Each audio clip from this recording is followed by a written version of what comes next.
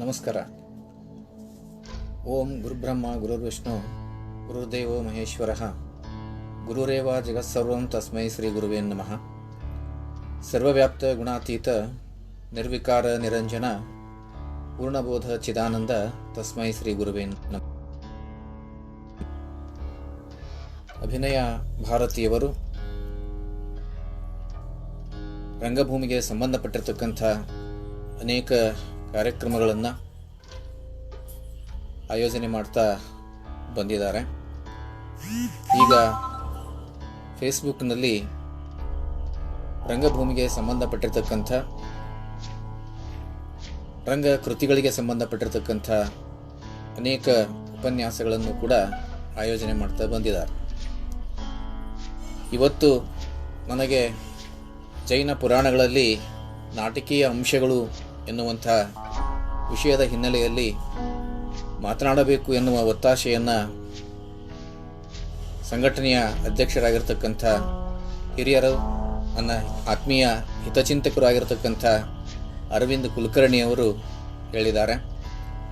So ಆ ಹಿನ್ನೆಲೆಯಲ್ಲಿ ಕೆಲವೊಂದಿಷ್ಟು ವಿಷಯಗಳನ್ನು, ಮಾತುಗಳನ್ನು, ವಿಚಾರಗಳನ್ನು ತಮ್ಮ ಜೊತೆಯಲ್ಲಿ ಹಂಚಿಕೊಳ್ಳುವಂಥ ಪ್ರಯತ್ನವನ್ನು ನಾನು ಮಾಡ್ತಾ ಇದ್ದೇನೆ.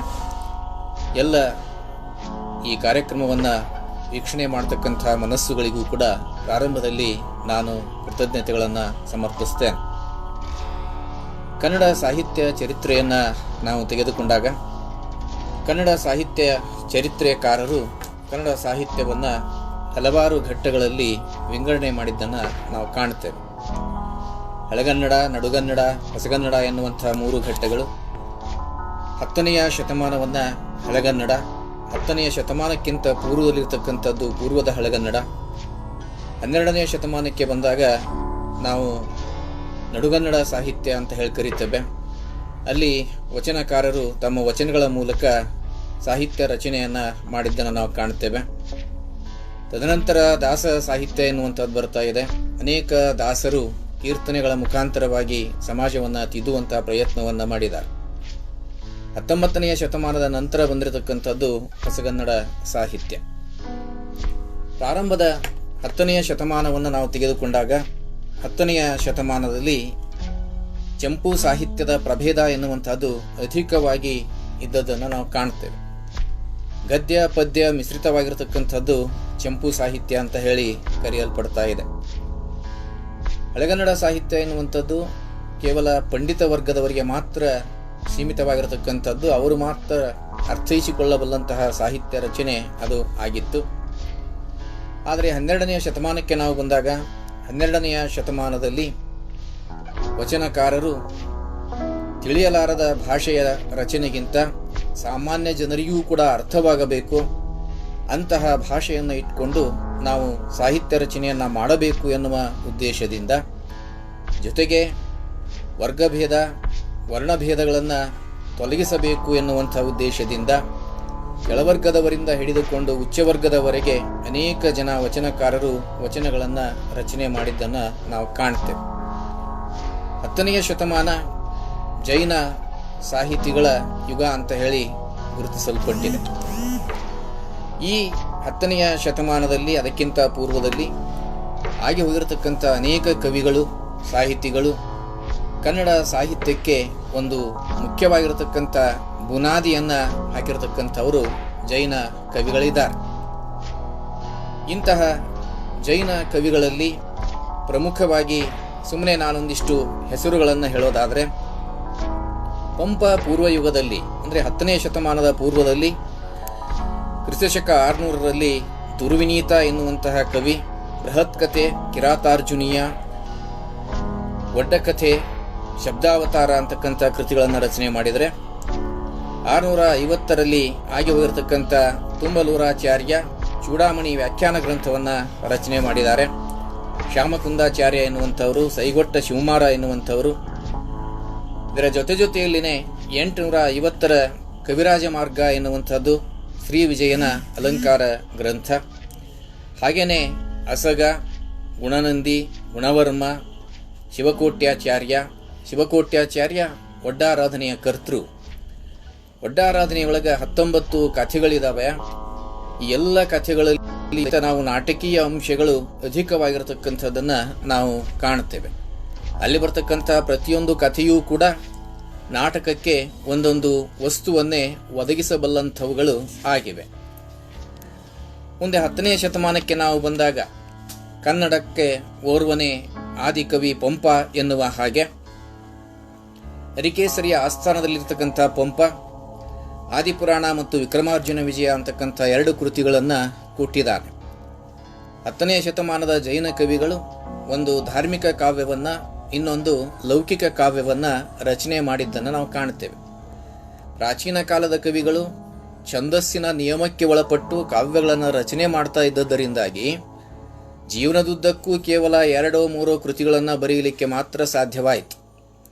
ಛಂದಸ್ಸಿನ ನಿಯಮಗಳು ಇರಲಾರ್ದೇ ಇವತ್ತು ಕಾವ್ಯ ರಚನೆ ಮಾಡ್ತಕ್ಕಂಥವ್ರು 50-60 ಕೃತಿಗಳನ್ನು, ಅದಕ್ಕಿಂತಲೂ ಹೆಚ್ಚಿನ ಕೃತಿಗಳನ್ನು ರಚನೆ ಮಾಡಿದ್ದನ್ನು ನಾವು ಕಾಣ್ತೇವೆ. ಆದರೆ ಛಂದಸ್ಸಿನ ನಿಯಮಕ್ಕೆ ಒಳಪಟ್ಟು ರಚಿತಗೊಂಡಿರ್ತಕ್ಕಂಥ ಕಾವ್ಯಗಳು ಇವತ್ತಿಗೂ ಕೂಡ ನಮ್ಮ ಮಧ್ಯದಲ್ಲಿ ಜೀವಂತವಾಗಿರ್ತಕ್ಕಂಥದ್ದನ್ನು ನಾವು ಕಾಣ್ತೇವೆ. ಆ ಕಾವ್ಯಗಳ ಜೊತೆಯಲ್ಲಿನೇ ಆ ಕಾಲಘಟ್ಟದಲ್ಲಿ ಆಗಿ ಹೋಗಿರತಕ್ಕಂಥ ಕವಿಗಳೂ ಕೂಡ ತಮ್ಮ ಕೃತಿಗಳ ಮುಖಾಂತರವಾಗಿ ಜೀವಂತವಾಗಿ ಇದ್ದಾರೆ ಅಂತಕ್ಕಂಥದ್ದನ್ನು ನಾವಿಲ್ಲಿ ಗಮನಿಸಬೇಕು. ಆದಿಕವಿ ಪಂಪ ಆದಿಪುರಾಣ ವಿಕ್ರಮಾರ್ಜುನ ವಿಜಯವನ್ನ ಬರೆದರೆ, ಪೊನ್ನ ಎನ್ನುವಂಥವನು ಶಾಂತಿನಾಥ ಪುರಾಣವನ್ನ, ಭುವನೈಕ ರಾಮಾಭ್ಯುದಯವನ್ನ ಬರೆದ, ಚಾವುಂಡರಾಯ ಪುರಾಣವನ್ನ ಬರೆದ, ರನ್ನ ಅಜಿತ ಪುರಾಣ, ಗದಾಯುದ್ಧ ಅಂತಕ್ಕಂಥ ಕೃತಿಗಳನ್ನು ರಚನೆ ಮಾಡಿದ, ನಾಗಚಂದ್ರ ಮಲ್ಲಿನಾಥ ಪುರಾಣವನ್ನ, ರಾಮಚಂದ್ರ ಚರಿತ ಪುರಾಣವನ್ನ ರಚನೆ ಮಾಡಿದ್ದಾನೆ. ನಯಸೇನನ ಧರ್ಮಾಮೃತ ಎನ್ನುವಂಥ ಕೃತಿ ಇದೆ. ಹಾಗೆಯೇ ಕರ್ಣಪಾರ್ಯ ನೇಮಿನಾಥ ಪುರಾಣವನ್ನ, ನೇಮಿಚಂದ್ರ ನೇಮಿನಾಥ ಪುರಾಣವನ್ನ, ಅಗ್ಗಳ ಚಂದ್ರಪ್ರಭ ಪುರಾಣವನ್ನ, ಆಚಣ್ಣ ವರ್ಧಮಾನ ಪುರಾಣವನ್ನ, ಪಾರ್ಶ್ವ ಪಂಡಿತ ಪಾರ್ಶ್ವನಾಥ ಪುರಾಣವನ್ನ, ಚೆನ್ನ ಕವಿ ಅನಂತನಾಥ ಪುರಾಣ, ಯಶೋಧರ ಚರಿತೆಗಳನ್ನು ರಚನೆ ಮಾಡಿದ. ಹಾಗೆಯೇ 2ನೆಯ ಗುಣವರ್ಮ ಪುಷ್ಪದಂತ ಪುರಾಣವನ್ನ, ಕಮಲಭವ ಎನ್ನುವಂಥವನು ಶಾಂತೀಶ್ವರ ಪುರಾಣವನ್ನ, ಇಸ್ತಿಮಲ್ಲ ಎನ್ನುವಂಥವನು ಪೂರ್ವ ಪುರಾಣವನ್ನ, ಅಂದರೆ ಆದಿನಾಥನ ಕುರಿತಾಗಿರತಕ್ಕಂಥ ಪುರಾಣವನ್ನ, ಮಧುರ ಕವಿ ಧರ್ಮನಾಥ ಪುರಾಣವನ್ನ, 3ನೆಯ ಮಂಗರಸ ನೇಮಿ ಜಿನೇಶ ಸಂಗತಿ ಮತ್ತು ಸಮ್ಯಕ್ತ್ವ ಕೌಮುದಿ ಅಂತಕ್ಕಂಥ ಗ್ರಂಥಗಳನ್ನು, ಹಾಗೆಯೇ ರತ್ನಾಕರ ವರ್ಣಿ ಭರತೇಶ ವೈಭವ ಅಂತಕ್ಕಂಥ ಕೃತಿಯನ್ನ ರಚನೆ ಮಾಡಿದ. ಈ ಎಲ್ಲಾ ಕವಿಗಳಿಗೂ ಪುರಾಣ ರಚನೆಗೆ ಮೂಲ ಪ್ರೇರಣೆಯಾಗಿರತಕ್ಕಂಥದ್ದು, ಮೂಲ ವಸ್ತುವನ್ನು ಒದಗಿಸಿಕೊಟ್ಟಿರ್ತಕ್ಕಂಥದ್ದು ಯಾವುದು ಅಂತ ಹೇಳಿ ನಾವು ಆಲೋಚನೆ ಮಾಡಿದಾಗ, ಭಗವತ್ ಶ್ರೀ ಜನಸೇನ ಗುಣಭದ್ರಾಚಾರ್ಯರ ಸಂಸ್ಕೃತ ಮಹಾಪುರಾಣ ಎನ್ನುವಂಥದ್ದು ಆ ಕೃತಿ ಇಲ್ಲಿಯೇ ಇದೆ. 800 ಕ್ರಿಸ್ತಶಕ 815ರಿಂದ 877 ಕಾಲಘಟ್ಟದಲ್ಲಿ ಆಯೋಗಿರತಕ್ಕಂಥ ಇಬ್ಬರು ಭಗವತ್ ಜನಸೇನ ಮತ್ತು ಅವರ ಶಿಷ್ಯರಾಗಿರತಕ್ಕಂಥ ಗುಣಭದ್ರಾಚಾರ್ಯರು ಅಂತಕ್ಕಂಥವರು ಸಂಸ್ಕೃತದಲ್ಲಿ ಈ ಮಹಾಪುರಾಣ ಅಂತಕ್ಕಂಥ ಕಾವ್ಯವನ್ನ ರಚನೆ ಮಾಡಿದ್ದಾರೆ. ಇದಕ್ಕೆ ಹಿರಿಯರು ಪೂಜ್ಯರು ಆಗಿರತಕ್ಕಂತಹ ಯರ್ತೂರು ಶಾಂತಿರಾಜ ಶಾಸ್ತ್ರಿಗಳು ಕನ್ನಡ ಟೀಕೆಯನ್ನ ಬರೆದಿದ್ದಾರೆ. ಪ್ರಸ್ತುತ ಕೃತಿಯನ್ನ ನಾವು ಅವಲೋಕನೆ ಮಾಡಿದಾಗ ಇದರಲ್ಲಿ 24 ಮಂದಿ ತೀರ್ಥಂಕರರು, 12 ಚಕ್ರವರ್ತಿಗಳು, 9 ಜನ ಬಲಭದ್ರರು, 9 ಜನ ನಾರಾಯಣರು, 9 ಜನ ಪ್ರತಿನಾರಾಯಣರು, ಹೀಗೆ ಒಟ್ಟು 63 ಜನ ಪ್ರಸಿದ್ಧ ಪುರುಷರ ಚರಿತ್ರೆಯನ್ನ ಇದರೊಳಗೆ ಹೇಳಲಾಗಿದೆ. ಈ ಗ್ರಂಥಕ್ಕೆ ಮಹಾಪುರಾಣ ಅಂತ ಹೇಳಿ ಯಾಕೆ ಕರೀತಾರೆ ಅಂತಂದ್ರೆ, ಈ 63 ಜನ ಅಂದ್ರೆ ತ್ರಿಸೃಷ್ಟಿ ಶಲಾಕಾ ಪುರುಷರು ಅಂತ ಹೇಳಿ ಕರೀತಾರೆ. ಆ 63 ಜನರ ಇತಿಹಾಸವನ್ನ, ಚರಿತ್ರೆಯನ್ನ ಈ ಕೃತಿ ಸಾರ್ತಾ ಇರೋದ್ರಿಂದ ಈ ಕೃತಿಗಳಿಗೆ ಮಹಾಪುರಾಣ ಅಂತಕ್ಕಂಥ ಹೆಸರನ್ನ ಕೊಡಲಾಗಿದೆ. ಈ ಮಹಾಪುರಾಣದಲ್ಲಿ ಪೂರ್ವ ಪುರಾಣ ಮತ್ತು ಉತ್ತರ ಪುರಾಣ ಅಂತಕ್ಕಂಥ 2 ಭಾಗಗಳಿವೆ. ಈ 2 ಭಾಗಗಳಲ್ಲಿ ಮೊದಲನೆಯದು ಪೂರ್ವ ಪುರಾಣ. ಈ ಪೂರ್ವ ಪುರಾಣದಲ್ಲಿ ಪ್ರಥಮ ತೀರ್ಥಂಕರ ವೃಷಭದೇವ ಸ್ವಾಮಿಯ ಚಿತ್ರಣ ಹಾಗೂ ಭರತನೆಂಬ ಪ್ರಥಮ ಚಕ್ರವರ್ತಿಯ ಚರಿತ್ರೆಗಳು ವರ್ಣಿಸಲ್ಪಟ್ಟರೆ, ಉಳಿದ 61 ಪುಣ್ಯ ಪುರುಷರ ಚರಿತ್ರೆಗಳು ಉತ್ತರ ಪುರಾಣದಲ್ಲಿ ಹೇಳಲ್ಪಟ್ಟಿವೆ. ಜೈನ ಪುರಾಣ ಗ್ರಂಥಗಳಲ್ಲೆಲ್ಲ ಇದು ಅದ್ವಿತೀಯವಾಗಿರತಕ್ಕಂಥದ್ದು. ಕವಿತಾ ಚಾತುರ್ಯ, ಅರ್ಥಗಾಂಭೀರ್ಯ, ಪದಲಾಲಿತ್ಯ, ರಸಾಲಂಕಾರ, ನಾಟಕೀಯ ಅಂಶ ಮೊದಲಾದ ಕಾವ್ಯ ಗುಣಗಳಿಂದ ಈ ಕೃತಿ ಶೋಭಾಯಮಾನವಾಗಿರತಕ್ಕಂಥದ್ದು. ಇದರಲ್ಲಿ ನೀತಿ ಬೋಧೆ ಇದೆ, ವೈರಾಗ್ಯ ಇದೆ, ತತ್ವ ವಿಚಾರ ಇದೆ, ಸಂಸಾರದ ಸ್ವರೂಪ ಇದೆ, ಮುಕ್ತಿ ಸ್ವರೂಪ ಇದೆ, ಕರ್ಮ ಸ್ವರೂಪ ಇದೆ, ಲೋಕ ಸ್ವರೂಪ ಇದೆ. ಈ ಎಲ್ಲ ವಿಷಯಗಳನ್ನು ಬಹಳ ಸೊಗಸಾಗಿ ಇಲ್ಲಿ ನಿರೂಪಿಸಲಾಗಿದೆ. ಪ್ರಸ್ತುತ ಕೃತಿಯನ್ನ ಕುರಿತು ಶ್ರವಣಬೆಳಗೊಳದ ಜಗದ್ಗುರು ಕರ್ಮಯೋಗಿ ಸ್ವಸ್ತಿ ಶ್ರೀ ಚಾರುಕೀರ್ತಿ ಭಟ್ಟಾರಕ ಸ್ವಾಮೀಜಿಯವರು ಗ್ರಂಥ ಪ್ರವೇಶ ಎನ್ನುವಂತಹ ಈ ಕೃತಿಯ ಭಾಗದಲ್ಲಿ ಹೀಗೆ ಹೇಳಿದ್ದಾರೆ. ಇದುವರೆಗೂ ಮಹಾಪುರಾಣವನ್ನ ವ್ಯಕ್ತಿ ಚರಿತ್ರೆಯಂತೆ ಘಟನೆಗಳನ್ನ ಓದಿ ಕೇಳಿ ಸಂತೋಷ ಪಡ್ತಾ ಇದ್ರು. ಆದರೆ ಮಹಾಪುರಾಣದಲ್ಲಿ ಸಂಶೋಧನೆಗೆ ವಿಪುಲವಾದ ಅವಕಾಶವಿದ್ದು ನೂರಾರು ವಿಷಯಗಳನ್ನು ಪ್ರತ್ಯೇಕಿಸಿ ಸಂಶೋಧನೆಯನ್ನ ಮಾಡಬಹುದಾಗಿದೆ. ಸ್ವರ್ಗ ನರಕ, ಮಂತ್ರ ತಂತ್ರ, ಪೂಜೆ, ವೈರಾಗ್ಯ, ಸನ್ಯಾಸ, ತಪಸ್ಸು, ಧ್ಯಾನ, ಯೋಗ, ಕರ್ಮ ಸಿದ್ಧಾಂತ, ಪುನರ್ಜನ್ಮ, ಮೋಕ್ಷ, ಹಿಂಸೆ, ಅಹಿಂಸೆ, ವ್ಯಾಕರಣ, ಛಂದಸ್ಸು, ಕಾವ್ಯ, ತರ್ಕ, ನ್ಯಾಯ, ನೀತಿ, ಜ್ಞಾನಮೀಮಾಂಸೆ, ರಾಜನೀತಿ, ಯುದ್ಧನೀತಿ, ಅಸ್ತ್ರ ಶಸ್ತ್ರ, ಸಮತಾವಾದ, ಗಜಶಾಸ್ತ್ರ, ವ್ಯಾಪಾರ, ವಿದೇಶ ನೀತಿ, ಭೂಗೋಳ, ನಗರ ರಚನೆ, ಗ್ರಹ, ನಕ್ಷತ್ರ, ವನಸ್ಪತಿ, ಜ್ಯೋತಿಷ್ಯ, ವಿಜ್ಞಾನ, ಗಣಿತ, ವೃಕ್ಷ, ಫಲ, ಪುಷ್ಪ, ಆಯುರ್ವೇದ, ಧಾತು ವಿಜ್ಞಾನ, ನವರತ್ನ, ಕೃಷಿ, ದ್ವೀಪ, ಸಮುದ್ರ, ನೃತ್ಯ, ವಾಸ್ತುಸಾರ, ಕಲೆ, ಸಂಗೀತ, ವಾದ್ಯ, ಸ್ತ್ರೀ, ವಸ್ತ್ರವಿನ್ಯಾಸ, ಕೇಶವಿನ್ಯಾಸ, ಶರೀರದ ಲಕ್ಷಣ, ಕುಟುಂಬ ನೀತಿ, ಸಮಾಜ ನೀತಿ, ಕಾಮಶಾಸ್ತ್ರ, ಮಾತೃವಾತ್ಸಲ್ಯ, ಪಿತೃಭಕ್ತಿ, ಗುರುಭಕ್ತಿ ಇತ್ಯಾದಿ ವಿಷಯಗಳನ್ನ ಪ್ರತ್ಯೇಕವಾಗಿ ಅಧ್ಯಯನ ಸಂಶೋಧನೆ ಮಾಡತಕ್ಕಂಥವರಿಗೆ ವೈಜ್ಞಾನಿಕವಾಗಿರತಕ್ಕಂಥ ವಿಷಯಗಳ ವರ್ಣನೆ ಇದರಲ್ಲಿ ದೊರೆಯುತ್ತದೆ ಎನ್ನುವಂಥ ಅಭಿಪ್ರಾಯವನ್ನ ಪೂಜ್ಯರು ವ್ಯಕ್ತಪಡಿಸಿದ್ದಾರೆ. ಸೊ ಇದರ ಬಗ್ಗೆ ಮಂಗಲಕರವಾಗಿರತಕ್ಕಂಥ ಈ ಮಹಾಪುರಾಣದಲ್ಲಿ ಒಂದು ಶ್ಲೋಕ ಹೀಗಿದೆ. ಪುರಾಣ ಋಷಿಭಿಃ ಪ್ರೋಕ್ತಂ ಪ್ರಮಾಣಂ ಸೂಕ್ತಂ ಆಂಜಸಂ ತತಃ ಶ್ರದ್ಧೇಯ ಮಧ್ಯೇಯಂ ಧ್ಯೇಯಂ ಶ್ರೇಯೋರ್ಚಿನಾಮಿದಂ ಇದಂ ಪುಣ್ಯಮಿದಂ ಊತಮಿದಂ ಮಾಂಗಲ್ಯಂ ಉತ್ತಮಂ ಇದಂ ಆಯುಷ್ಯಂ ಅಗ್ರಂ ಚ ಯಶಸ್ಸಂ ಸ್ವರ್ಗಮೇವ ಚ. ತಾತ್ಪರ್ಯ ಇಷ್ಟೇ, ಈ ಪುರಾಣವನ್ನ ಋಷಿಗಳು ಹೇಳಿರುವುದರಿಂದ ಇದು ಪ್ರಮಾಣವೂ ಸಂಪೂರ್ಣವಾಗಿ ಸತ್ಯವೂ ಆಗಿರುತ್ತದೆ.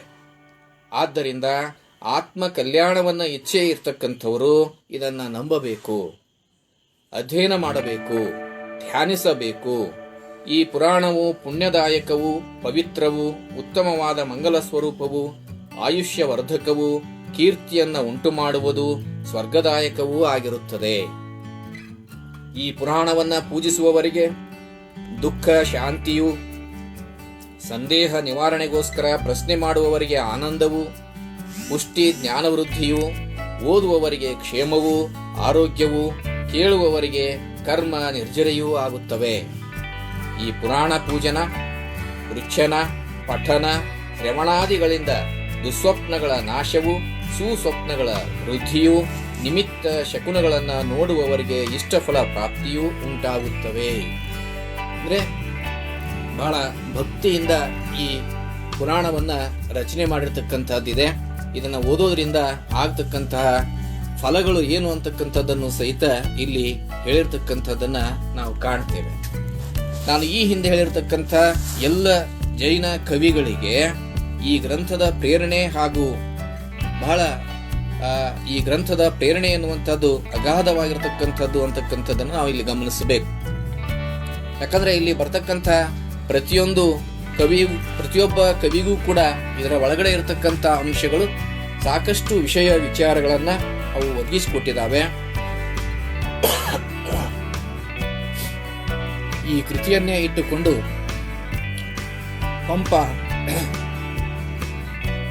ಆದಿಪುರಾಣವನ್ನ ರಚನೆ ಮಾಡಿದ್ದನ್ನು ನಾವು ಕಾಣ್ತೇವೆ.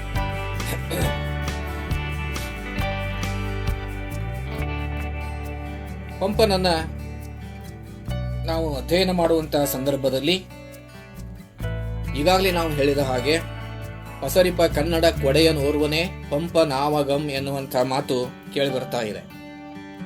ತನ್ನ 2 ಕೃತಿಗಳು, ಒಂದು ಆದಿಪುರಾಣ ಮತ್ತು ಇನ್ನೊಂದು ವಿಕ್ರಮಾರ್ಜುನ ವಿಜಯ ಎನ್ನುವಂಥದ್ದು. ಇವುಗಳಲ್ಲಿ ಆದಿಪುರಾಣ ಆಗಮಿಕ ಕಾವ್ಯವಾದರೆ, ಅಂದರೆ ಧಾರ್ಮಿಕ ಕಾವ್ಯವಾದರೆ, ವಿಕ್ರಮಾರ್ಜುನ ವಿಜಯ ಲೌಕಿಕ ಕಾವ್ಯವಾಗಿದೆ. ಬೆಳಗುವೆನಿಲ್ಲಿ ಲೌಕಿಕಮನ್ ಅಲ್ಲಿ ಜಿನಾಗಮಮಂ ಎಂದು ಅವನೇ ಹೇಳಿದ್ದಾನೆ. ಇಲ್ಲಿ ಲೌಕಿಕ ಅಂದ್ರೆ ಅರಿಕೇಸರಿಯನ್ನ ತನ್ನ ಆಶ್ರಯದಾತನನ್ನ ಅರ್ಜುನನಿಗೆ ಹೋಲಿಸಿ ವಿಕ್ರಮಾರ್ಜುನ ವಿಜಯ ಅಂತಕ್ಕಂಥ ಕೃತಿಯನ್ನ ಬರೆದದ್ದನ್ನು ನಾವು ಕಾಣ್ತೇವೆ. ಹಾಗೇನೆ ಜೈನ ಧರ್ಮದ ಪ್ರಥಮ ತೀರ್ಥಂಕರ ಆದಿನಾಥನನ್ನ ಕುರಿತು ಆದಿಪುರಾಣವನ್ನ ಬರೆದದ್ದನ್ನು ನಾವು ಕಾಣ್ತೇವೆ. ಆದಿಪುರಾಣ ಪಂಪನ ಆದಿಕೃತಿ. ಸುಮಾರು 40ರ ವಯಸ್ಸಿನೊಳಗನೆ ಅವನು ಪಡೆದ ವಿದ್ವತ್ತಿನಿಂದ, ವಿವೇಕದಿಂದ ಈ ಕೃತಿಯನ್ನ ಅವ ರಚನೆ ಮಾಡಿದ. ಈ ಗ್ರಂಥದ ಪೀಠಿಕಾ ಭಾಗದಲ್ಲಿ ತನ್ನ ಆಕರಗಳನ್ನು ನಾವು ಹೇಳಿದ. ನಾನು ಈಗಾಗಲೇ ಹೇಳಿದ್ದೇನೆ, ಎಲ್ಲ ಕವಿಗಳಿಗೂ ಮೂಲ ಆಕರ ಗ್ರಂಥಗಳು ಯಾವುವು ಅಂತಂದ್ರೆ ಜಿನಸೇನಾಚಾರ್ಯರ ಸಂಸ್ಕೃತ ಪೂರ್ವ ಪುರಾಣ. ಅಲ್ಲಿ ಮೊದಲನೆಯ ತೀರ್ಥಂಕರನ ವಿಸ್ತಾರವಾದ ಚರಿತ್ರೆ ಏನೈತಲ್ಲ ಅದನ್ನು ಇಟ್ಕೊಂಡು ಈ ಪುರಾಣವನ್ನ ಪಂಪ ರಚನೆ ಮಾಡಿದ್ದಾನೆ. ಆದಿಪುರಾಣದಲ್ಲಿ ಅನೇಕ ಭವ ಇಲ್ಲವೇ ಜನ್ಮಗಳ ಮುಸಿಯಲ್ಲಿ ಅನುಭವ ಕುದಿಗೊಂಡು ಭೋಗದಿಂದ ತ್ಯಾಗಕ್ಕೆ ತೆರಳಿ ಕೊನೆಯ ಜನ್ಮದಲ್ಲಿ ವೈರಾಗ್ಯ ಪರಿಣತಿಯಿಂದ ತಪೋನಿರತನಾಗಿ ಮುಕ್ತಿಯನ್ನು ಕೇವಲ ಜ್ಞಾನವನ್ನ ಪಡೆದು ಮೊದಲನೆಯ ತೀರ್ಥಂಕರ ಆದಿದೇವನಾದ ಮನುಜನ ಜನ್ಮಯಾತ್ರೆಯ ಪರಮಸಿದ್ಧಿಯ ಕಥೆ ಅಂತಕ್ಕಂಥದ್ದಿದೆ. ಇಲ್ಲಿ ಇನ್ನೊಂದು ವಿಷಯವನ್ನ ನಾನು ಪ್ರಸ್ತಾಪ ಮಾಡಲೇಬೇಕು. ಜೈನ ಧರ್ಮ ಪುನರ್ಜನ್ಮದಲ್ಲಿ ನಂಬಿಕೆಯನ್ನು ಇಟ್ಕೊಂಡಿರ್ತಕ್ಕಂಥ ಧರ್ಮ. ಅದನ್ನೇ ಭವಾವಳಿ ಅಂತ ಹೇಳಿ ಕರೀತಾರೆ.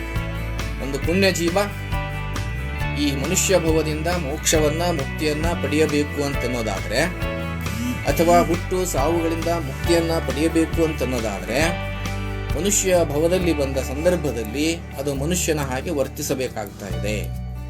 ಇಲ್ಲ ಅಂತಂದ್ರೆ ಮತ್ತೊಂದು ಭವದಲ್ಲಿ 4 ಗತಿಗಳಲ್ಲಿ ಈ ಆತ್ಮ ಎನ್ನುವಂಥದ್ದು ಸಂಚಲನ ಮಾಡ್ತಾ ಇರ್ತಾ ಇದೆ. ಒಂದು ದೇವಗತಿ, 2ನೇದು ಮನುಷ್ಯಗತಿ, 3ನೇದು ತಿರ್ಯಂಚಗತಿ, ಪ್ರಾಣಿ ಪಕ್ಷಿ ಸಸ್ಯ ಇತ್ಯಾದಿಗಳಿರ್ಬೋದು, 4ನೇದು ನರಕಗತಿ. ಈ ಎಲ್ಲಾ ಗತಿಗಳನ್ನ ಸಂಚಾರ ಮಾಡಿ ತೀರ್ಥಂಕರನಾಗತಕ್ಕಂತಹ ಆತ್ಮ ಮನುಷ್ಯ ಭವದಲ್ಲಿ ಬಂದು ಮನುಷ್ಯನ ಹಾಗೆ ಬದುಕಿ ಪರಮಸಿದ್ಧಿಯನ್ನ ಪಡೆಯತಕ್ಕಂಥದ್ದನ್ನು ನಾವು ಕಾಣತಕ್ಕಂಥದ್ದವು. ಆದಿಪುರಾಣದಲ್ಲಿ ಆದಿನಾಥನ ಚಿತ್ರಣವನ್ನ ಕೊಡುವುದರ ಜೊತೆಗೆ ಭಗವಾನ್ ಆದಿನಾಥರಿಗೆ ಈ ಮೋಕ್ಷ ಪದವಿಯನ್ನ ಪಡೆಯುವುದಕ್ಕಾಗಿ ಅಥವಾ ಈ ಸಂಪತ್ತು ಎನ್ನುವಂಥದ್ದು, ಅಧಿಕಾರ ಎನ್ನುವಂಥದ್ದು ಇವು ಯಾವುವೂ ಕೂಡ ಶಾಶ್ವತವಾಗಿ ಇರತಕ್ಕಂಥವಲ್ಲ. ಸುರಚಾಪಂಬೋಲ ವಿದ್ಯುಲ್ಲತೆಗಳ ತೆರವೋಲ್ ಮಂಜುವೋಲ್ ಇರತಕ್ಕಂಥವುಗಳು ಅಂತಕ್ಕಂಥದ್ದನ್ನು ಹೇಳ್ತಾರೆ. ಈ ಸಂಪತ್ತು ಎನ್ನುವಂಥದ್ದು, ಸೌಂದರ್ಯ ಎನ್ನುವಂಥದ್ದು, ಅಧಿಕಾರ ಎನ್ನುವಂಥದ್ದು ಮುಂಜಾನೆಯ ಮಂಜಿನಂತೆ, ಕಾಮನ ಬಿಲ್ಲಿನಂತೆ, ಮಿಂಚಿ ಮಾಯವಾಗತಕ್ಕಂಥ ಮಿಂಚಿನಂತೆ ಕ್ಷಣಿಕವಾಗಿರತಕ್ಕಂಥವು. ಈ ಕ್ಷಣಿಕವಾಗಿರತಕ್ಕಂಥವುಗಳಿಗೋಸ್ಕರ ಮನುಷ್ಯ ದಿನನಿತ್ಯದ ಬದುಕಿನಲ್ಲಿ ಏನೆಲ್ಲ ಡೊಂಬರಾಟವನ್ನು ಆಡ್ತಾ ಇದ್ದಾನೆ. ನೀಲಾಂಜನೆಯ ನೃತ್ಯ ನಡೀತಾ ಇದೆ. ಆ ನೀಲಾಂಜನೆಯ ನೃತ್ಯವನ್ನ ನೋಡ್ತಾ ಕೂತಿದ್ದಾನೆ. ಕುಳಿತಿರುವಂತಹ ಸಂದರ್ಭ ಸನ್ನಿವೇಶದಲ್ಲಿ ನೃತ್ಯವನ್ನ ಮಾಡ್ತಾ ಮಾಡ್ತಾ ಮಾಡ್ತಾ ಇರತಕ್ಕಂಥ ನೀಲಾಂಜನೆ ಇದ್ದಕ್ಕಿದ್ದಂತೆ ನೆಲಕ್ಕೆ ಉರುಳಿ ಇಹಲೋಕ ಯಾತ್ರೆಯನ್ನು ಮುಗಿಸ್ತಾಳೆ. ಇದು ಏನಾಯಿತು ಅಂತಂದ್ರೆ, ಈ ಕುಣಿತದ ವರ್ಣನೆಯಲ್ಲಿ ಪಂಪನ ಕಲ್ಪನಾ ಶಕ್ತಿ ಕಾರಂಜಿಯಂತೆ ಪದ್ಯದಲ್ಲಿ ಪುಟಿದಿದೆ. ಭೋಗದ ಅತಿಶಯ ವೈರಾಗ್ಯದ ಅತಿಶಯಕ್ಕೆ ಕಾರಣವಾಯಿತು ಅಂತಕ್ಕಂಥದ್ದು ಈ ಸನ್ನಿವೇಶ ಸೂಚಿಸ್ತಾ ಇದೆ. ಯಾವುದೂ ಶಾಶ್ವತವಾಗಿರ್ತಕ್ಕಂಥದ್ದಲ್ಲ, ಈಗ ಇರ್ತತಿ, ಇನ್ನೊಂದು ಕಣಕ್ಕೆ ಹೊರಟು ಹೋಗ್ತತಿ. ಹಾಗಾಗಿ ಅಲ್ಲಿ ಏನ್ ಮಾಡ್ತಾನೆ ಅಂತಂದ್ರೆ, ವೃಷಭದೇವ ಎಲ್ಲವನ್ನು, ಆದಿನಾಥ ಎಲ್ಲವನ್ನು ತ್ಯಾಗ ಮಾಡಿ ತಪಸ್ಸಿಗೆ ಹೋಗ್ತಾನೆ. ಹೀಗೆ ಹೋಗ್ತಕ್ಕಂಥ ಸಂದರ್ಭ ಸನ್ನಿವೇಶದಲ್ಲಿ ಅಲ್ಲಿ ಸಾಕಷ್ಟು, ನಾನು ಈಗಾಗಲೇ ಹೇಳಿದ್ದೇನೆ, ಪ್ರತಿಯೊಬ್ಬ ತೀರ್ಥಂಕರನ ಚರಿತ್ರೆಯನ್ನು ನಾವು ಅಧ್ಯಯನ ಮಾಡುವಾಗಲೂ ಸಹಿತ ಆ ಅಧ್ಯಯನದಲ್ಲಿ ಸಂದರ್ಭದಲ್ಲಿ ಪ್ರತಿಯೊಬ್ಬ ತೀರ್ಥಂಕರನ ಜೀವನ ಚಿತ್ರವೂ ಸಹಿತ ಒಂದೊಂದು ನಾಟಕದ ವಸ್ತುವನ್ನು ನಮಗದು ಒದಗಿಸಿಕೊಡ್ತಾ ಇದೆ. ಆದಿನಾಥನ ಈ ಜನ್ಮಾವಳಿಯ ಕಥೆಗಳಲ್ಲಿ ಭೋಗದ ನಿರಾಸ ಇದೆ. ಇದರ ಜೊತೆಯಲ್ಲಿನೇ ಅವನ ಹಿರಿಯ ಮಗ ಪ್ರಥಮ ಚಕ್ರವರ್ತಿಯಾದ ಭರತನ ವೃತ್ತಾಂತವನ್ನು ನಾವು ನೋಡಲೇಬೇಕು. ಆದಿನಾಥನ ಕಥೆಯಲ್ಲಿ ಕಾಮದ ತ್ಯಾಗ ಇದೆ, ಭರತನ ಕಥೆಯಲ್ಲಿ ಅಹಂಕಾರದ ತ್ಯಾಗ ಇದೆ. ಭರತ ಬಾಹುಬಲಿಯರ ಯುದ್ಧ ಪ್ರಸಂಗವನ್ನು ಕುರಿತು, ಸಂದರ್ಭವನ್ನು ಕುರಿತು, ಸನ್ನಿವೇಶವನ್ನು ಕುರಿತು ಅನೇಕ ಜನ ನಾಟಕವನ್ನು ರಚನೆ ಮಾಡಿದ್ದನ್ನು ಸಹಿತ ನಾವು ಕಾಣ್ತೇವೆ. ರತ್ನಾಕರ ವರ್ಣಿ ಭರತೇಶ ವೈಭವ ಅಂತಕ್ಕಂಥ ಕೃತಿಯಲ್ಲಿ ಇಡಿಯಾಗಿ ಆ ಭರತನ ಚಿತ್ರಣವನ್ನ ವೈಭವೀಕರಿಸಿರ್ತಕ್ಕಂಥದ್ದನ್ನ ಕಾಣ್ತೇವೆ.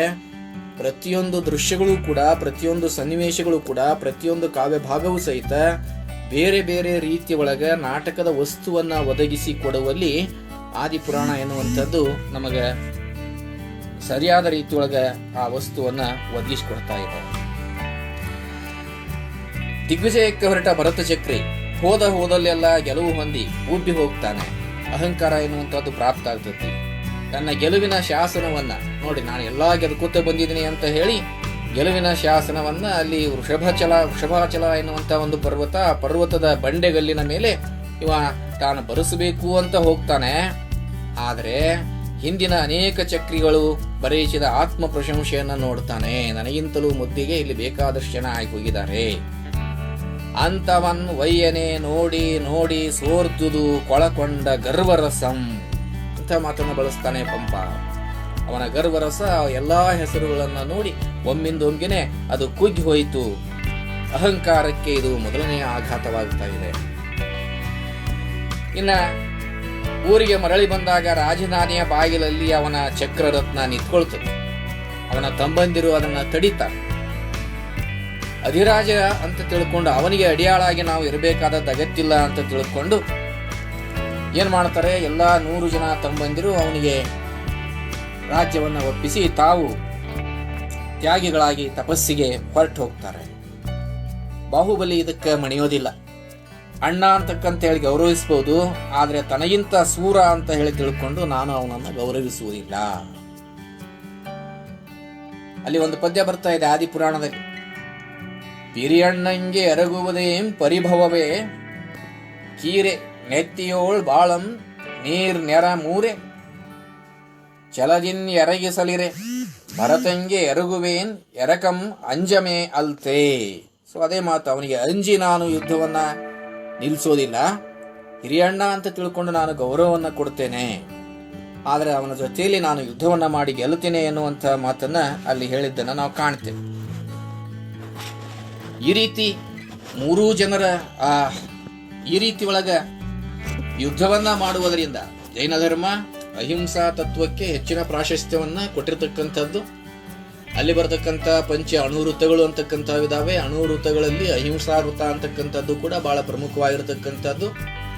ಹಿಂಸೆ ಅಂತಂದ್ರೆ ಕೇವಲ ದೈಹಿಕವಾಗಿರ್ತಕ್ಕಂಥ ಹಿಂಸೆ ಅಲ್ಲ, ಇನ್ನೊಬ್ಬರ ಮನಸ್ಸಿಗೆ ನೋವನ್ನ ಉಂಟು ಮಾಡುವ ರೀತಿಯಲ್ಲಿಯೂ ಕೂಡ ನಮ್ಮ ಮಾತುಗಳು, ನಮ್ಮ ವರ್ತನೆಗಳು ಇರಬಾರದು ಎನ್ನುವಂಥದ್ದು ಅಹಿಂಸಾ ತತ್ವದ ಪ್ರತಿಪಾದನೆ. ಹಾಗಾಗಿ ಯುದ್ಧವನ್ನ ಮಾಡುವುದರಿಂದ ಎರಡೂ ಸೈನ್ಯಗಳಲ್ಲಿ ಸಾವಿರಾರು ಜನ, 100 ಕೋಟಿಗಟ್ಟಲೆ ಜನ ಸಾವನ್ನ ಅಪ್ಪುತ್ತಾರೆ. ಅನೇಕ ಜೀವ ಹಾನಿ ಅಂತಕ್ಕಂಥದ್ದಾಗ್ತತಿ. ಹಾಗೆ ಆಗಬಾರದು ಅನ್ನೋ ಕಾರಣಕ್ಕೋಸ್ಕರ ಪರಸ್ಪರರ ಮಧ್ಯದಲ್ಲಿ, ಇಬ್ಬರ ಮಧ್ಯದಲ್ಲಿ ಯುದ್ಧ ಎನ್ನುವಂಥದ್ದು ಆಗಬೇಕು. ಇಬ್ಬರ ಮಧ್ಯದಲ್ಲಿ ಯುದ್ಧ ಆಗಬೇಕು ಅಂತಂದ್ರೆ 3 ನಿರ್ಧಾರಗಳನ್ನ ಮಾಡ್ತಾರೆ. ಮೊದಲನೆಯದು ದೃಷ್ಟಿಯುದ್ಧ ಎನ್ನುವಂಥದ್ದು, ಎರಡನೆಯದು ಮಲ್ಲಯುದ್ಧ ಎನ್ನುವಂಥದ್ದು, ಮೂರನೆಯದು ಜಲಯುದ್ಧ ಎನ್ನುವಂಥದ್ದು. 3 ಯುದ್ಧಗಳಲ್ಲಿ ಭರತ ಸೋಲನ್ನು ಅನುಭವಿಸ್ತಾನೆ, ಬಾಹುಬಲಿ ಗೆಲ್ಲುತ್ತಾನೆ. ಗೆದ್ದಿರ್ತಕ್ಕಂಥ ಬಾಹುಬಲಿ ಅಣ್ಣನ ರಾಜ್ಯದ ಆಸೆಗೆ ಮತ್ತು ಅಹಂಕಾರಕ್ಕೆ ತಾನೇ ಹೇಸ್ಕೊಳ್ತಾನೆ. ಏನಪ್ಪ ನಮ್ಮ ಅಣ್ಣ ಹಿಂಗ್ ಮಾಡ್ಬಿಟ್ನಲ್ಲ, ರಾಜ್ಯದ ಆಸೆಗೋಸ್ಕರ ಈ ರೀತಿ ವರ್ತಿಸಿದ್ನಲ್ಲ ಅಂತ ಹೇಳಿ ಅವನಿಗೆ ಒಂದು ರೀತಿಯ ವೈರಾಗ್ಯ ಮನೋಭಾವನೆ ಎನ್ನುವಂಥದ್ದು ಬರ್ತೈತಿ. ವೈರಾಗ್ಯ ಭಾವನೆಯನ್ನ ತಾಳಿರ್ತಕ್ಕಂಥ ಬಾಹುಬಲಿ ತಪಸ್ಸಿಗೆ ಹೋಗ್ತಾನೆ. ಈ ಉದಾತ್ತ ತ್ಯಾಗದ ಪರಿಣಾಮ ಭರತನ ಮೇಲೆ ತೀವ್ರವಾಗಿ ಆಗ್ತತಿ. ಆಗೋದಲ್ಲ ಸಹಜವಾಗಿ, ಏನಪ್ಪಾ ನಮ್ಮ ತಮ್ಮ ಇಷ್ಟೊಂದು ನನಗ ತ್ಯಾಗ ಮಾಡಿ ಹೋಗ್ಬಿಟ್ನಲ್ಲ ಅಂತ ತಿಳ್ಕೊಂಡು ಮುಂದೆ ಕೆಲ ದಿವಸ ಧರ್ಮದಿಂದ ರಾಜ್ಯವನ್ನ ಆಳಿ ಅವನು ಕೂಡ ಯತಿ ದೀಕ್ಷೆಯನ್ನ ತೆಗೆದುಕೊಂಡು ಹೊರಟು ಹೋಗ್ತಾನೆ ಅಂತಕ್ಕಂಥದ್ದು ಆದಿಪುರಾಣದಲ್ಲಿ ಬಂದಿರತಕ್ಕಂಥ ಕಥೆಯ ವಸ್ತು. ನಾನು ಈಗಾಗಲೇ ಹೇಳಿದ ಹಾಗೆ ಭರತ ಬಾಹುಬಲಿಯರ ಯುದ್ಧ ಪ್ರಸಂಗವನ್ನ ಕುರಿತು ಆದಿಪುರಾಣದಲ್ಲಿ ಬರತಕ್ಕಂತಹ ನೀಲಾಂಜನೇಯ ನೃತ್ಯವನ್ನ ಇಟ್ಕೊಂಡು ಅನೇಕ ನಾಟಕೀಯ ಧೋರಣೆಗಳು, ನಾಟಕೀಯ ಅಂಶಗಳು ಅಲ್ಲಿ ಅಡಕವಾಗಿರತಕ್ಕಂಥದ್ದನ್ನ ನಾವು ಕಾಣ್ತೇವೆ. ಇನ್ನ ಪಂಪ ಬರವಂತೂ ಅದು ನಾಟಕೀಯ ಅಂಶಗಳನ್ನೇ ಒಳಗೊಂಡಿರ್ತಕ್ಕಂಥದ್ದು. ಅದರ ಬಗ್ಗೆ, ಕಾವ್ಯಗಳ ಬಗ್ಗೆ ನಾನಿಲ್ಲಿ ಮಾತನಾಡ್ಲಿಕ್ಕೆ ಹೋಗಂಗಿಲ್ಲ. ಪುರಾಣಗಳನ್ನ ಇಟ್ಕೊಂಡು ಮಾತ್ರ ನಾನು ಮಾತನಾಡಲಿದ್ದೆ. ಪೊನ್ನ ಕವಿ ಎರಡನೆಯವನು ಪೊನ್ನ. ಇವ ಬರೆದಿರ್ತಕ್ಕಂತಹ ಕೃತಿ, ಪೊನ್ನ ಬರೆದಿರ್ತಕ್ಕಂತಹ ಕೃತಿ 16ನೇ ತೀರ್ಥಂಕರ ಶಾಂತಿನಾಥನ ಚರಿತ್ರೆಯನ್ನ ಕುರಿತು ಬರೆದಿರ್ತಕ್ಕಂಥದ್ದು. ಇದರೊಳಗೆ 16ನೇ ತೀರ್ಥಂಕರ ಶಾಂತಿನಾಥನ ಚರಿತ್ರೆಯುಳ್ಳ ಜೈನ ಪುರಾಣ 12 ಆಶ್ವಾಸಗಳಲ್ಲಿ ತೀರ್ಥಂಕರನ 11 ಪೂರ್ವ ಜನ್ಮಗಳ ಅಂದರೆ ಭವಾವಳಿಯ ವಿಸ್ತಾರವಾದ ನಿರೂಪಣೆ ಇದೆ. 11 ಜನ್ಮಗಳ ನಂತರ ಅವನು ತೀರ್ಥಂಕರನಾಗಿರ್ತಕ್ಕಂಥವನು. ಸುಮಾರು 9 ಆಶ್ವಾಸಗಳು ಅದಕ್ಕೆ ಮೀಸಲಿಟ್ಟಾನೆ. 3 ಆಶ್ವಾಸಗಳಲ್ಲಿ ಮಾತ್ರ ಶಾಂತಿನಾಥನ ಚರಿತ್ರೆ ಅಂತಕ್ಕಂಥದ್ದು ಬಂದೈತಿ. ಮೂಲ ಕಥೆಗೆ ಯಾವುದೇ ಚ್ಯುತಿ ಬರಲಾರದ ಹಾಗೆ ಅಲ್ಲಿ ಅವ ರಚನೆ ಮಾಡಿದ್ದನ್ನ ನಾವು ಕಾಣ್ತೇವೆ. ಅವನೇ ಹೇಳ್ತಾನೆ ಒಂದ್ ಕಡೆ, ಪದದಪ್ಪದೆಯುಂ ಬಗೆ ಬೆದರದೆಯುಂ ಕತೆ ಕಿಡದೆಯುಂ ಭವಾಳಿ ತಡಮಾಗದೆಯುಂ ಸವಿ ತವಧೆಯುಮಂ ಬುಧನ್ ಇನನ್ ಅದತಂತ್ರ ನಿಂದ್ರನಾ ದಿನಚಂದ್ರಂ. ಮೂಲ ಕಥೆಗೆ ಯಾವುದೇ ರೀತಿಯ ಚ್ಯುತಿ ಬರಲಾರದ ಹಾಗೆ, ಭವಾವಳಿಗಳಿಗೆ ಚ್ಯುತಿ ಬರಲಾರದ ಹಾಗೆ ನಾನು ಈ ಕೃತಿಯನ್ನ ರಚನೆ ಮಾಡಿದ್ದೇನೆ ಅಂತಕ್ಕಂಥ ಮಾತನ್ನ ಅಲ್ಲಿ ಅವ ಹೇಳಿದ್ದನ್ನ ನಾವು ಕಾಣ್ತೇವೆ. ರನ್ನನನ್ನ ನಾವು ತೆಗೆದುಕೊಂಡಾಗ ಅಜಿತನಾಥ ಪುರಾಣ ಮತ್ತು ಗದಾಯುದ್ಧ ಅಂತಕ್ಕಂಥ ಕೃತಿಗಳನ್ನ ಬರೆದಿದ. ತನ್ನ ಬಗ್ಗೆ ತಾನೇ ಹೇಳ್ಕೊತಾನೆ. ಅಜಿತ ಪುರಾಣದಲ್ಲಿ ರತ್ನತ್ರಯರಲ್ಲಿ 3ನೇಯವನು ಕವಿರತ್ನ, ಅಂದರೆ ತಾನು ಅಂತಕ್ಕಂಥದ್ದನ್ನು ಹೇಳ್ಕೊಂಡಿರ್ತಕ್ಕಂತಹ ರನ್ನ ಕವಿ. ಕವಿಜನದೋ ರತ್ನತ್ರಯ ಪವಿತ್ರಮ್ಯನೆ ನೆಗಳ್ದ ಪಂಪನುಂ ಪೊನ್ನಿಗನುಂ ಕವಿರತ್ನನುಂ ಈ 3 ಕವಿಗಳ್ ಜಿನ ಸಮಯ ದೀಪಕರ್ ಪೆರರ್ವಳರೇ. ಇಂಥ ಅದ್ಭುತವಾಗಿರ್ತಕ್ಕಂಥ ಮಾತು.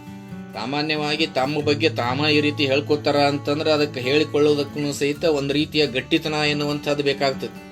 ಸುಮ್ಮನೆ ನನ್ನ ಬಗ್ಗೆ ನಾನು ಹೇಳ್ಕೊಳ್ತಕ್ಕಂಥದ್ದು ಇದೆಯಲ್ಲ, ಅದು ಸಹಜವಾಗಿರ್ತಕ್ಕಂಥದ್ದಲ್ಲ. ಅದಕ್ಕಾಗಿನೇ ಹೇಳ್ತಾನ, ತನ್ನ ಕೃತಿಗಳನ್ನ ಪರೀಕ್ಷೆ ಮಾಡ್ತಕ್ಕಂಥವ್ರಿಗೆ 8 ಎದೆ ಬೇಕು ಅಂತಕ್ಕಂಥದ್ದನ್ನ ಹೇಳ್ತಾ. ಈಗ ಹೇಳಿರ್ತಕ್ಕಂಥ ರನ್ನ, ಪಂಪ, ಪೊನ್ನ ಮತ್ತು ತಾನು ಈ 3 ರತ್ನತ್ರಯರು ಅಂತ ಹೇಳಿ ಹೆಮ್ಮೆಯಿಂದ ಅವ ಹೇಳ್ಕೊಂಡಿದ್ದಾನೆ. ಈ ರೀತಿ ಹೆಮ್ಮೆಯಿಂದ ಹೇಳಿಕೊಂಡಿರ್ತಕ್ಕಂತಹ ರನ್ನ ಕವಿ ಅಜಿತನಾಥ ಪುರಾಣ ಅಂತಕ್ಕಂಥ ಕಥೆಯನ್ನ, ಪುರಾಣವನ್ನ ಅವ ಬರೆದಿದ್ದಾನೆ.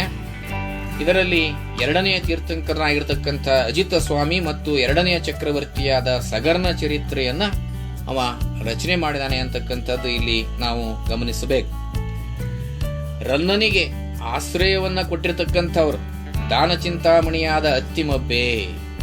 ದಾನಚಿಂತಾಮಣಿ ಅತ್ತಿಮಬ್ಬೆ ಹೇಳಿಸಿದಳು ಅಂತ ಹೇಳಿ ರನ್ನ ಈ ಕೃತಿಯನ್ನ ನಾನು ರಚನೆ ಮಾಡಿದ್ದೇನೆ ಅಂತಕ್ಕಂಥ ಮಾತನ್ನು ಹೇಳ್ತಾನೆ. ಅವಳ ಆದರ್ಶ ಚಾರಿತ್ರ್ಯವನ್ನ ಆ ಪೀಠಿಕಾ ಭಾಗದಲ್ಲಿ ಬಾಯ್ತುಂಬ ಹೊಗಳಿದ್ದಾನೆ. ನೋಡಿ, ದಾನಚಿಂತಾಮಣಿ ಅತ್ತಿಮಬ್ಬೆಯನ್ನೇ ಕುರಿತಾಗಿ ಅನೇಕ ಜನ ನಾಟಕಗಳನ್ನ ಬರೆದದ್ದನ್ನ ನಾವು ಕಾಣ್ತೇವೆ. ಬಿಳಿ ಅರಳೆಯಂತೆ ಗಂಗಾಜಲದಂತೆ ಪವಿತ್ರವಾದುದು ಅತ್ತಿಮಬ್ಬೆಯ ಚಾರಿತ್ರ್ಯ ಅಂತಕ್ಕಂಥದ್ದನ್ನು ಸಹಿತ ಅಲ್ಲಿ ರನ್ನ ಕವಿ ಹೇಳಿದ್ದನ್ನ ನಾವು ಕಾಣ್ತೇವೆ. ಈ ಶಾಂತಿ ಅಜಿತ ಪುರಾಣದಲ್ಲಿ ಭವಾವಳಿಯ ತೊಡಕಿಲ್ಲ. ಅಜಿತ ಸ್ವಾಮಿಯ ಹಿಂದಿನ ಒಂದು ಭವದ ಕಥೆ ಮಾತ್ರ ಇದರೊಳಗ ಬಂದಿರತಕ್ಕಂಥದ್ದು. ಅಜಿತ ಸ್ವಾಮಿಯ ಚರಿತ್ರೆ ಸಾಂಪ್ರದಾಯಿಕ ರೀತಿಯಲ್ಲಿ ಪಂಚ ಕಲ್ಯಾಣಗಳ ವಿಸ್ತೃತ ವರ್ಣನೆಯಿಂದ ಇದರೊಳಗೆ ಬಂದಿರತಕ್ಕಂಥದ್ದನ್ನು ನಾವು ಕಾಣ್ತೇವೆ. ಪಂಚಕಲ್ಯಾಣಗಳು ಅಂತಕ್ಕಂಥದ್ದು ಜೈನ ಧರ್ಮೀಯರಲ್ಲಿ ಒಂದು ಪವಿತ್ರವಾಗಿರತಕ್ಕಂತಹ, ಪ್ರಸಿದ್ಧವಾಗಿರತಕ್ಕಂತಹ ಒಂದು ಪೂಜೆಯ ವಿಧಾನ ಅಂತಕ್ಕಂಥದ್ದು. ತೀರ್ಥಂಕರನ ಆತ್ಮ ಎನ್ನುವಂಥದ್ದು ಭೂಲೋಕದಲ್ಲಿ ಬರುವ ಸಂದರ್ಭದೊಳಗ ಸ್ವತಃ ದೇವಾನುದೇವತೆಗಳೇ ನಿಂತ್ಕೊಂಡು ಅದನ್ನ ನೋಡ್ತಿರ್ತಾರೆ ಎನ್ನುವಂಥದ್ದು.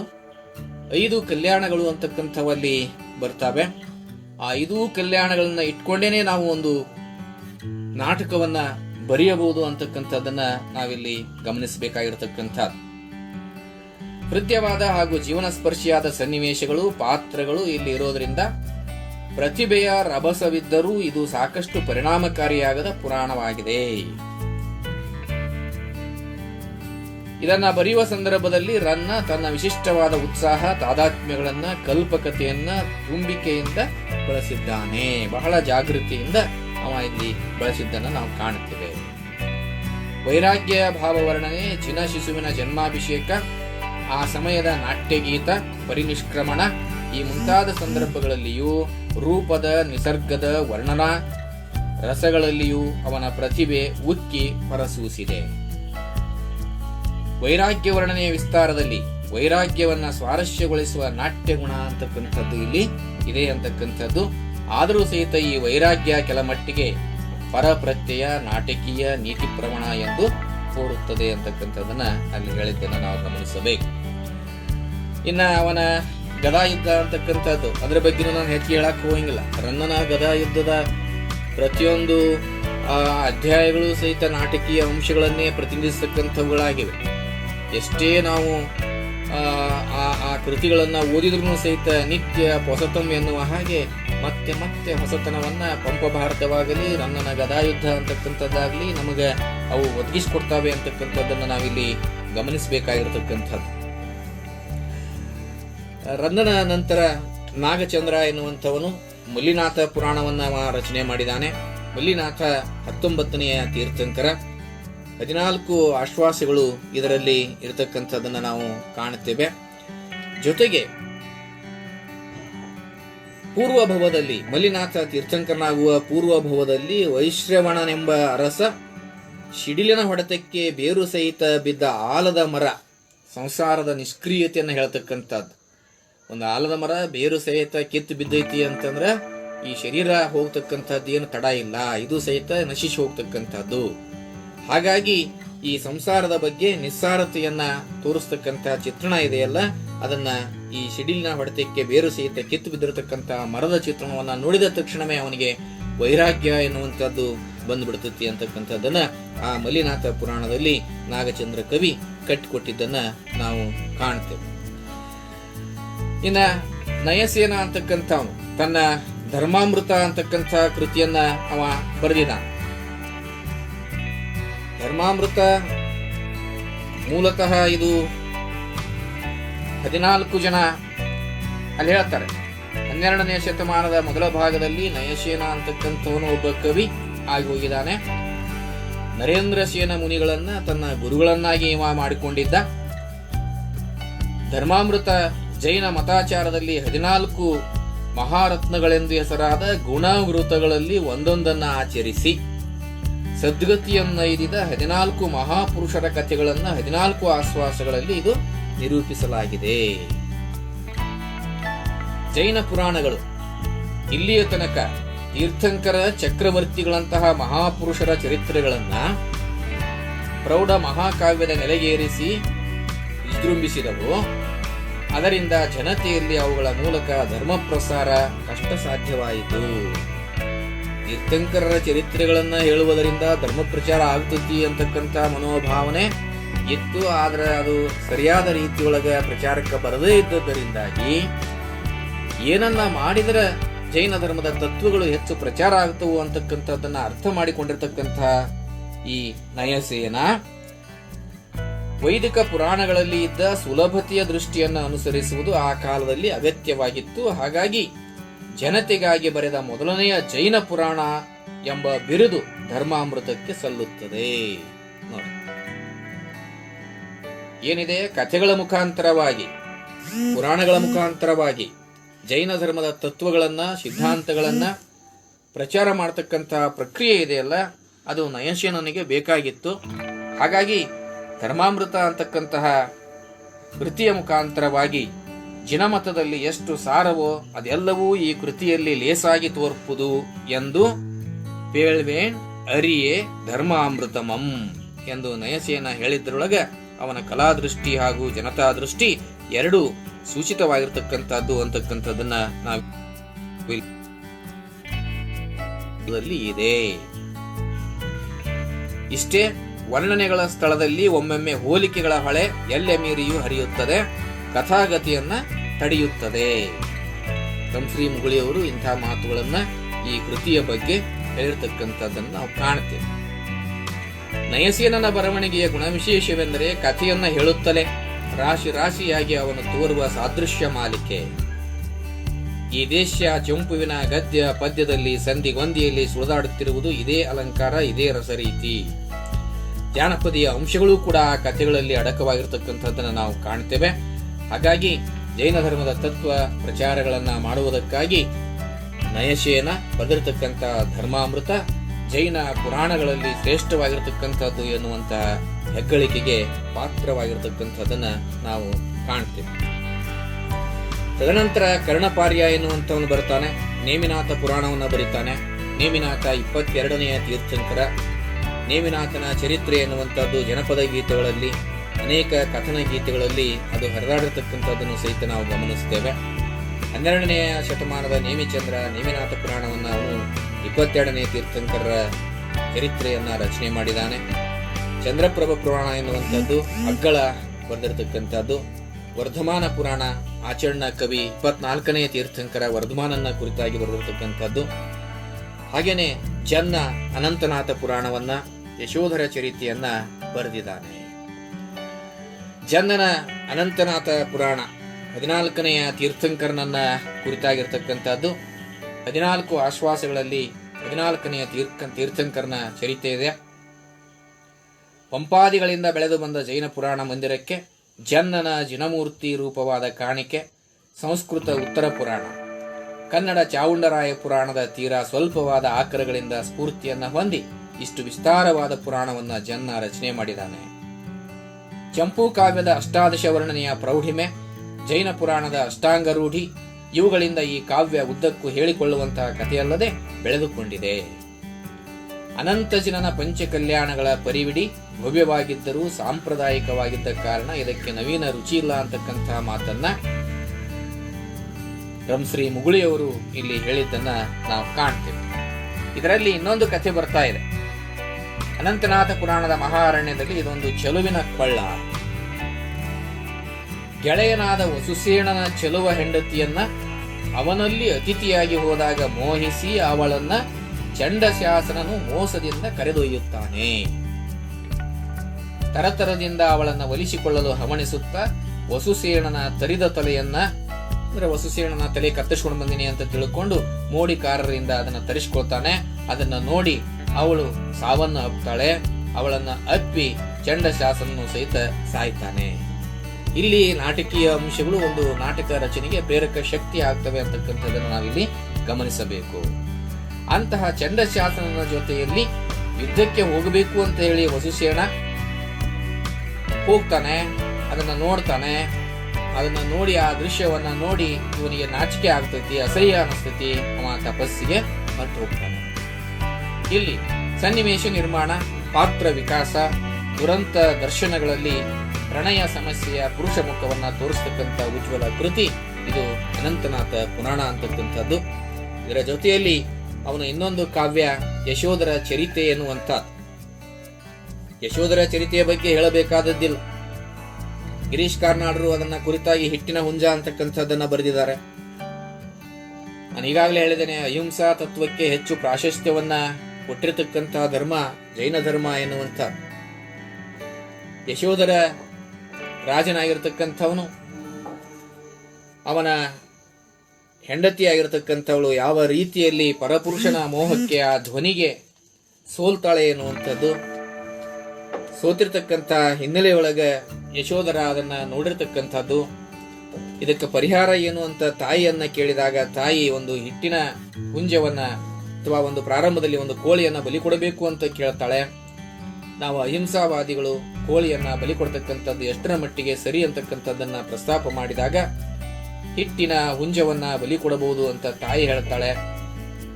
ಆ ಬಲಿಯ ಹಿನ್ನೆಲೆಯೊಳಗ ಅದು ನಿಜವಾದ ಕೋಳಿಯ ಹಾಗೆ ಕೂಗ್ತತಿ.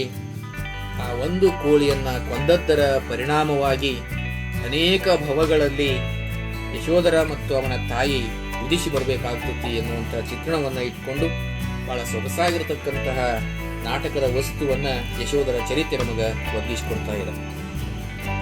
ಎರಡನೆಯ ಗುಣವರ್ಮನ ಪುಷ್ಪದಂತ ಪುರಾಣ ಎನ್ನುವಂಥದ್ದಿದೆ. ಕಮಲಭವನ ಶಾಂತೀಶ್ವರ ಪುರಾಣ ಎನ್ನುವಂಥದ್ದು 16ನೆಯ ತೀರ್ಥಂಕರನನ್ನ ಕುರಿತಾಗಿರತಕ್ಕಂಥದ್ದು. ಹಸ್ತಿಮಲ್ಲ ಬರೆದಿರತಕ್ಕಂಥ ಪೂರ್ವ ಪುರಾಣ ಎನ್ನುವಂಥದ್ದಿದೆ, ಆದಿನಾಥನ ಚರಿತ್ರೆಯನ್ನ ಕುರಿತಾಗಿರತಕ್ಕಂಥದ್ದು. ಮಧುರ ಎನ್ನುವಂಥವನು ಧರ್ಮನಾಥ ಪುರಾಣವನ್ನು ಬರೆದಿದ್ದಾನೆ. 3ನೆಯ ಮಂಗರ್ಷ ನೇಮಿಜಿನೇಶ ಸಂಗತಿ ಅಂತಕ್ಕಂಥದ್ದು, ಸಮ್ಯಕ್ವ ಕೌಮುದಿ ಅಂತಕ್ಕಂಥದ್ದು. ರತ್ನಾಕರ ವರ್ಣಿ ಶತಕಗಳನ್ನ ಜೊತೆಗೆ ಭರತೇಶ ವೈಭವ ಅಂತಕ್ಕಂತಹ ಕೃತಿಯನ್ನ ರಚನೆ ಮಾಡಿದ್ದಾನೆ. ಭರತೇಶ ವೈಭವದ ಬಗ್ಗೆ ಎಷ್ಟು ಹೇಳಿದ್ರು ಕಡಿಮೆನೆ. ಈಗಾಗಲೇ ನಾನು ಅದರ ಬಗ್ಗೆ ಸಾಕಷ್ಟು ವಿಚಾರಗಳನ್ನ ಪ್ರಸ್ತಾಪ ಮಾಡಿದೆ. ಅಲ್ಲಿ ಬರತಕ್ಕಂತಹ ಪ್ರತಿಯೊಂದು ದೃಶ್ಯವು, ಪ್ರತಿಯೊಂದು ಸನ್ನಿವೇಶ, ಸಂದರ್ಭಗಳು ಸಹಿತ ನಮಗ ನಾಟಕೀಯ ಅಂಶಗಳನ್ನ ಒದಗಿಸಿಕೊಡ್ತಕ್ಕಂಥವು. ಆ ಹಿನ್ನೆಲೆಯಲ್ಲಿ ತ್ಯಾಗದ ಸಂಕೇತವಾಗಿರತಕ್ಕಂತಹ ಭರತೇಶ ವೈಭವ, ಅಲ್ಲಿ ಬಾಹುಬಲಿಯ ತ್ಯಾಗದ ಚಿತ್ರಣ ಅಡಕವಾಗಿರ್ತಕ್ಕಂಥದ್ದನ್ನು ಸಹಿತ ನಾವು ಕಾಣ್ತೇವೆ. ಇನ್ನ ಪ್ರತಿಯೊಬ್ಬ ತೀರ್ಥಂಕರರಿಗೂ ಸಹಿತ ಒಬ್ಬ ಯಕ್ಷಿ ಮತ್ತು ಯಕ್ಷ ಎನ್ನುವಂಥವ್ರು ಇರ್ತಾರೆ. ಹೊಂಬುಜದ ಪದ್ಮಾವತಿಯನ್ನ ಕುರಿತಾಗಿ ಯಕ್ಷ ಯಕ್ಷಿ, ಈ ಹಿನ್ನೆಲೆಯಲ್ಲಿ ಹೊಂಬುಜದ ಪದ್ಮಾವತಿ ಎನ್ನುವಂಥವಳು, ಧರಣೇಂದ್ರ ಎನ್ನುವಂಥವ್ರು, ಇವರಿಬ್ರು ಯಕ್ಷ ಯಕ್ಷಿಯರು. ಇವರು ತೀರ್ಥಂಕರರಿಗೆ ಬರತಕ್ಕಂತಹ ಪರಿಶಹಗಳನ್ನ, ತೊಂದರೆಗಳನ್ನ, ಸಮಸ್ಯೆಗಳನ್ನ ಪರಿಹಾರ ಮಾಡಿ ಅವರಿಗೆ ತೊಂದರೆಗಳು ಬರಲಾರದ ಹಾಗೆ ಕಾಯ್ಕೊಂಡಿರ್ತಕ್ಕಂಥವ್ರು. ಅಂಥವರನ್ನ ಕುರಿತಾಗಿಯೂ ಸಹಿತ ಅನೇಕ ಕಾವ್ಯಗಳು ರಚಿತಗೊಂಡಿವೆ. ನಾಟಕಕ್ಕೆ ಪ್ರೇರಣೆಯನ್ನ ಕೊಡಬಲ್ಲಂತಹ ವಸ್ತುಗಳು ಯಕ್ಷ ಯಕ್ಷಿಯರಲ್ಲಿ ನಾವು ಕಂಡುಕೊಳ್ತೇವೆ ಅಂತಕ್ಕಂಥ ಮಾತನ್ನು ಸಹಿತ ನಾವಿಲ್ಲಿ ಗಮನಿಸಬೇಕಾಗಿರ್ತಕ್ಕಂಥದ್ದು.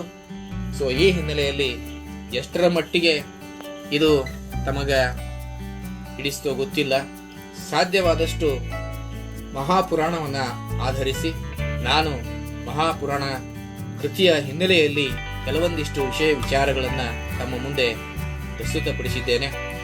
ಈ ಒಂದು ಅವಕಾಶವನ್ನ ನನಗೆ ಒದಗಿಸಿಕೊಟ್ಟಿರತಕ್ಕಂತಹ ಅಭಿನಯ ಭಾರತೀಯ ಅಧ್ಯಕ್ಷರಾಗಿರತಕ್ಕಂತಹ ಹಿರಿಯರು, ನನ್ನ ಹಿತೈಷಿಗಳಾಗಿರತಕ್ಕಂತಹ ಅರವಿಂದ್ ಕುಲಕರ್ಣಿ ಅವರಿಗೆ, ಹಾಗೇನೆ ಇನ್ನುಳಿದಿರತಕ್ಕಂಥ ಎಲ್ಲ ಪದಾಧಿಕಾರಿಗಳಿಗೆ ನನ್ನ ನಮನಗಳನ್ನು ಸಲ್ಲಿಸಿ, ಎಲ್ಲ ವೀಕ್ಷಕರಿಗೂ ಕೂಡ ನಮಿಸಿ ನನ್ನ ಮಾತುಗಳನ್ನು ಮುಗಿಸ್ತೇನೆ. ಎಲ್ಲರಿಗೂ ನಮಸ್ಕಾರ.